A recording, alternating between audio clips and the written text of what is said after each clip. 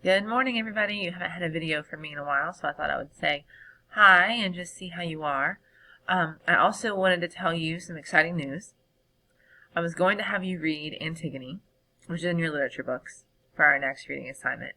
However, seeing how I would like to be in person with you and explain that with you, because I feel like, it's a Greek play, it's a great play, but I also think that it would be helpful to be in person with that one, because some of the history and the background, I just, I want to make sure we can explain that together.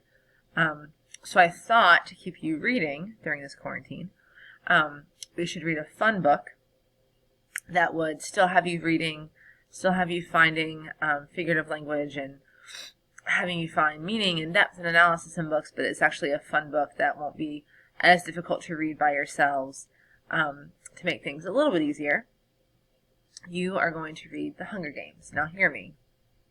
I would never have you read this because it's definitely a middle school level book, but I wanted to have something fun that we could read together and still analyze and dig in deep and teach you those skills that you need, that you'll need for other things. But it's a fun book.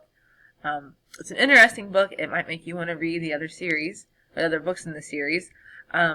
But that way you're reading something fun that I can talk more about and not have to give as much background on, since I'm not with you and I can't read this with you. And I'm reading it with you, but I can't be in class. We can't read it aloud together, things like that. So I'm attaching to Google Classroom the PDF of The Hunger Games. If you have the book, feel free to read that, or get the book if you want. There's plenty of audiobooks on it. But I thought this could be a fun book for us to read together while we're in quarantine. So you are going to read chapter 1 for at the end of Wednesday evening. Thursday you'll have a little quiz on it.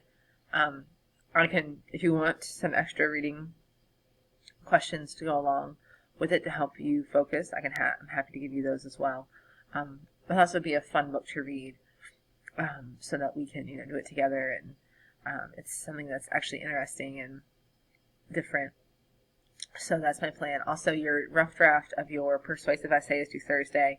You've had plenty of time for brainstorming, and so this should give you plenty of time to draft. So make sure you have that into me by Thursday, and then we'll go from there. So there's another little couple worksheets that's due tomorrow for persuasive language. If you have questions on those, email me or call me or text me, whatever. But I thought this could be fun to do. So anyway, let me know if you have questions on that.